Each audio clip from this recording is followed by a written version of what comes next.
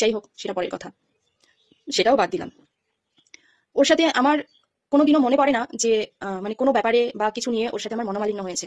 ও যতই বলুক না কেন যে রায়বাগিনী ননদিনী কেমন টর্চার করেছিল আমার উপর, আমি বলবো এরকম কিছু একটা বলেছিল, যতই বলুক না কেন, কিন্তু আমি জানি, ও জানি আমাদের মধ্যে সম্পর্কটা কিরকম ছিল। আমি গর্ব করতাম আমাদের সম্পর্ক নিয়ে। যাই হোক, সেই ননদিনী করেছে, তা শুনে তোর মনের মধ্যে একবারও কেঁপে উঠলো না? হ্যাঁ, মানে একটা ভিডিও পাবলিক হয়েছিল, তো সেই ভিডিওটা আমাদের পিছনের বাড়ির একজন বোন ভিডিওটা ছেড়েছিল, তাও আবার কিরকম ভাবে আমার ভাইয়াকে হোয়াটসঅ্যাপ করেছিল ভিডিওটা, তো সে ওই ভিডিওটা ও দেখেনি, তারপরে ওর মানে ভাইয়ার ভিডিওতে গিয়ে ওখানে কমেন্টে ভিডিওটা পোস্ট করেছিল, মানে কমেন্টে ভিডিওটা দিয়েছিল, তো সেই ভিডিওটা ভাইয়া দেখে ওখান থেকে ডিলিট করে ওকে ব্লক করে দেয়। তারপরে ও ওই ভিডিওটা ছাড়ে যে দেখ বাপনদা, তোর জন্য আজকে তোর দিদির কি অবস্থা, এরকম ভাবে ভিডিওটা ছাড়ে। তো সেইটা কিন্তু আমাদের বাড়ির কেউ জানতাম না, আমরা কেউ জানতাম না। যখন ভিডিওটা 1 মিলিয়ন ভিউজ হয়ে যায়, তখন আমি তখন হসপিটাল থেকে সুস্থ হয়ে তখন বাড়ি মানে বাড়ি চলে এসেছি, তখন ও আমাকে ভিডিওটা দেখায়, গরিদি আমি না তোমাকে না জিজ্ঞাসা করে একটা কাজ করে ফেলেছি, কেউ জানে না ব্যাপারটা, এরকম দেখো আমি না ভিডিওটা ছেড়েছিলাম কিন্তু ভিডিওটা এত ভিউজ চলে গেছে আমি বুঝতে পারিনি। তখন আমি ভিডিওটা দেখে ওর কাছ থেকে ডিলিট করালাম যে তুই কেন আমার কাছে না শুনে বা বাড়ির কারোর কাছে না শুনে তুই এরকম একটা ভিডিও পোস্ট করলি। তো মানে কি বলবো, সেই ভিডিওতেও আমি বেশ কিছু কমেন্ট মানে সেই তখনই দেখেছিলাম আর কি, যে নাটক হেন তেন, মানে কত কিছু। সোশ্যাল মিডিয়া জিনিসটা কি, তাই না?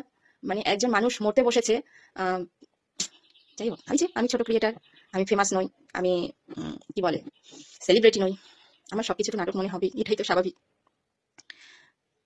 জানিস, হসপিটালের মানে নার্সিংহোমের বেডে শুয়ে শুয়ে মানে অবচেতন অবস্থাতে, মানে যখন আমার সেন্স ফিরেছিল, তখন আমার সেন্স ফেরার পরে আমি প্রথমে নাম নিয়েছিলাম আমার ভাইয়ার, ভাই ভাই ভাই ভাই করছিলাম। তখন মানে বাইরে রাতে গিয়ে মাকে বলেছিল যে ও ভাই ভাই করছে, ওর ভাইকে আছে, ওর সাথে দেখা করান।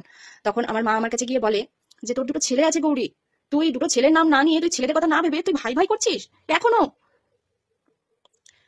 তারপরে তারপরে আমি তো অবচেতন অবস্থায় রয়েছি, কিন্তু মানে বাইকের ভটভট ভটভট করে আওয়াজগুলো যখন আমার কানে এসেছে, তখন আমি আমার রুমের গেটের দিকে আমি তাকিয়ে রয়েছি, বোধহয় আমার ভাইয়া এসেছে, বোধহয় আমার ভাইয়া এসেছে, কিন্তু না, আসেনি।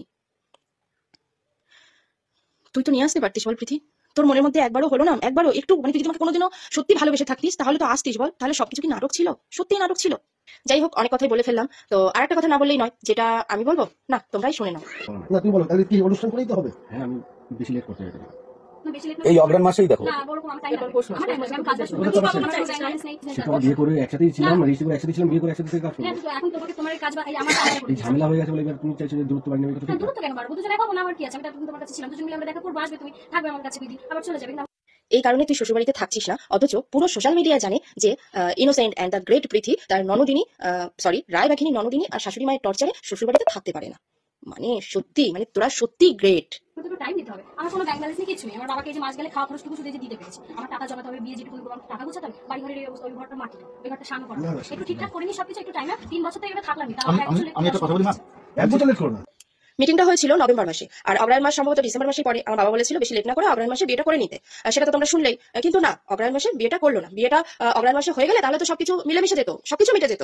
তাহলে এত জল ঘোলাগুলি, এত কাদা ছড়াছড়ি, এত ক্যাচাল কি করে হতো, তাই না? তাহলে ওর শাশুড়ি মা, অত্যাচারী শাশুড়ি মা আর ননদিনীর আগে রায়বাঘিনীটা কি করে বসতো, তাই না? তো আমার তো মনে হয়, মানে এক কথায় বলতে গেলে বলির কি বলে না, বলির সেটা আমাকে বানানো হয়েছে, সেটা কি করে বানানো হতো? তো আমার তো মনে হয় সবটা প্ল্যান করেই হয়েছে। মানে বলে না যে কেঁচো নরম জায়গাতেই মাটি খোঁড়ে, তো ব্যাপারটা বোধহয় তাই হয়েছে। মানে আমি বুঝতে পারলাম না যে কিসের জন্য ভাই তুই মানে প্রীতির কথাই বলছি, তুই এরকম একটা পোস্ট করতে পারলি, কমিউনিটি পোস্ট কি করে করলি তুই? মানে তোর কি তাহলে মানে বাপের বাড়িতে, আমি মাঝে মাঝে বাপের বাড়িতে যেতাম, জোর হলে 2 সপ্তাহ থাকতাম, যেতাম তো আমি আমার ছেলে দুটোকে নিয়ে যেতাম। আমার বর তো 1 বছরের বেশি হয়ে গেছে, শ্বশুর বাড়িতে যায় না। আর বাপের বাড়ি গিয়ে আমি পড়েও থাকি সেরকমটাও না।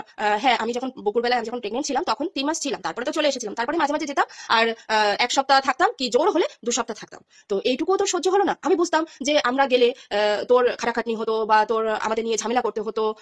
না, এসব তো কিছুই তোকে করতে হতো না, যা করতো আমার মাই করতো। তুই শ্বশুর বাড়িতে মানে 3টে বছর তুই শ্বশুর বাড়িতে রয়েছিস, কোন চাল আমার মা রান্না করে, মানে চালের হাঁড়িটা কোনটা সেটাও তুই বলতে পারবি না। হ্যাঁ, তো সেখানে তোর কি তাহলে মানে এটাই যে আমি যাতে আর বাপের বাড়িতে না যাই, এরকম একটা তোর ইচ্ছা ছিল? যদি থাকতো তাহলে তুই আমাকে বলেই দিতে পারতিস। মানে